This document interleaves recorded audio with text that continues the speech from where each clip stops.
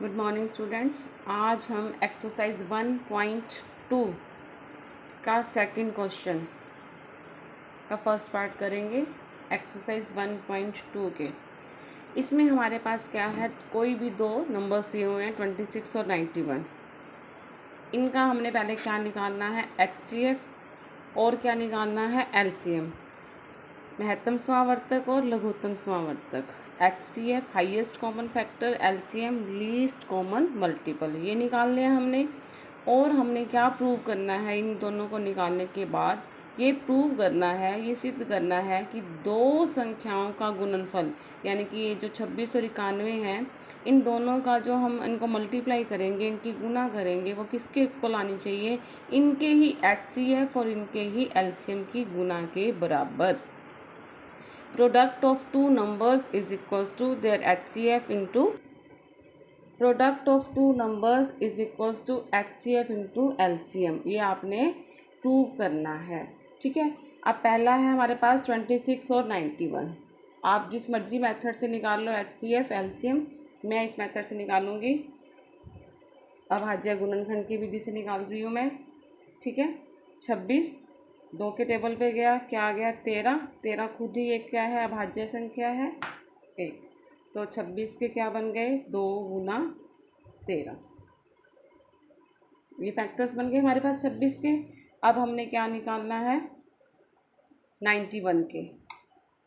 यहाँ निकालती हूँ 91 के, ठीक है। ये 2 के टेबल पे नहीं जाएगा क्योंकि पीछे क्या है, 1। 2 के टेबल पे कोई संख्या कौन सी जाती है, जिसका जो यूनिट नंबर है, इकाई संख्या जो है, यूनिट प्लेस जो है, जो इकाई संख्या है, वो क्या है, 2 4 6 8 ये हो, 0 2 4 6 8 हो, ठीक है। लेकिन ये 1 है तो ये 2 के टेबल पे नहीं जाएगा। 3 के टेबल के लिए देखो, 9 + 1 10, 10 जो है वो 3 के टेबल पे नहीं जाएगा। 4 के टेबल पे भी ये नहीं जा रहा। 5 के टेबल की भी क्या कंडीशन होती है कि ये जो इकाई संख्या है, जो ये जो यूनिट प्लेस है, ये 0 और 5 होना चाहिए, तो ये 5 के टेबल पे भी नहीं जा रहा। अब ये किस पे जाएगा, 7 पे। 13 7 91, ठीक है। तो 91 के हमारे पास क्या बन गए, 7 गुना 13।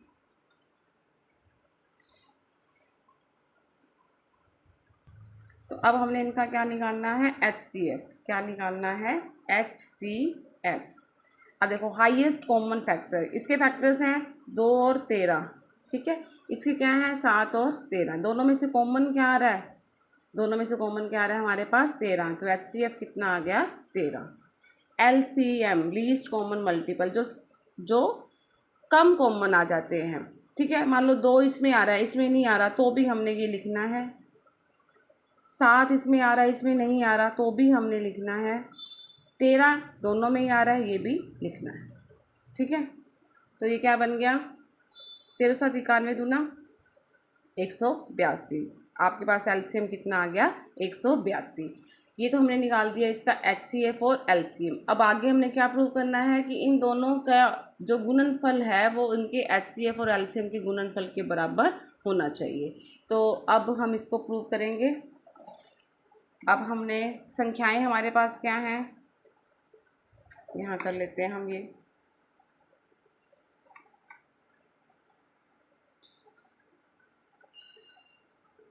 दो संख्याओं का गुणनफल क्या होना चाहिए, इनके HCF गुना में LCM, ठीक है।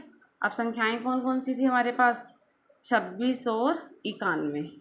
और HCF हमारे पास क्या आया है, 13। और LCM हमारे पास क्या आया है, 182। अब हम इसको गुना करके देखते हैं दोनों को। इधर 26 और 91 की गुना करो, 6 54, कितना आ गया, 2366। क्या आ गया हमारे पास, 2366। अब इन दोनों की गुना करते हैं। 182 को हमने 13 से गुना करी, 3 दूनी 6, 8 या 24, 3 और 2 5, 2 8 और 1 6, 6 8 5 13।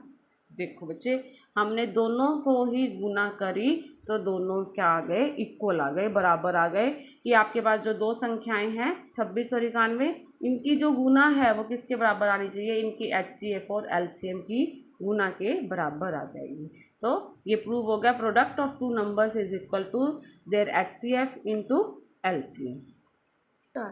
अब नेक्स्ट पार्ट हमारे पास क्या है, देखो 510 और 92। तो हम इसका पहले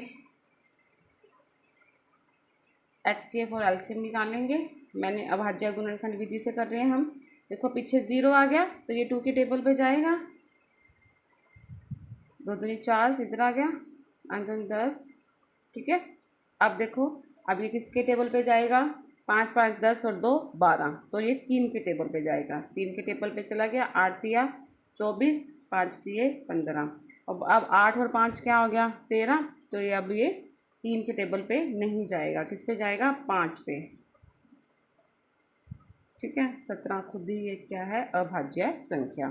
तो 510 के फैक्टर्स हमारे पास क्या बन गए,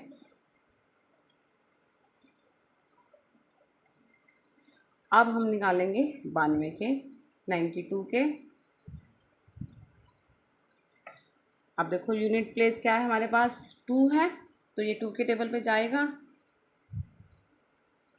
फिर 6 आ गया तो भी ये 2 के टेबल पे जाएगा। 23 अभाज्य संख्या है, तो ये हमारे पास 92 की क्या बन गए, 2 गुना 2 गुना 23।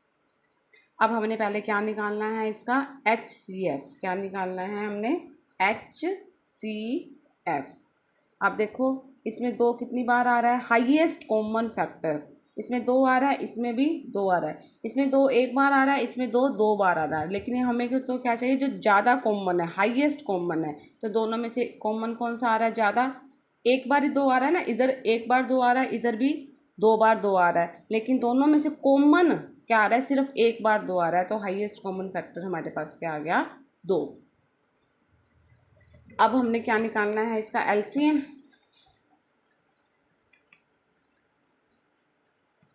LCM के लिए देखो, अब देखो 2 इसमें एक बार आ रहा है, इसमें 2 बार आ रहा है, लीस्ट कॉमन मल्टीपल होता है, मैंने आपको बताया था कि चाहे कम हो कॉमन तो भी हमने लिखना है। तो अब इसमें हम 2 कितनी बार लिखेंगे, 2 बार लिखेंगे, 2 कितनी बार लिखेंगे, 2 बार, ठीक है। और क्या बच गया यहाँ पे 3, और क्या बच गया यहाँ पे 5, और क्या बच गया यहाँ पे 17, और इधर क्या रह गया 23।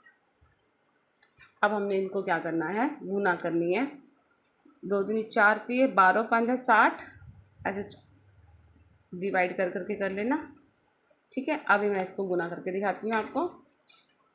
23 को 17 से गुना करो, 7 या 21, 16, 3 और 2, 1 9 3, ठीक है।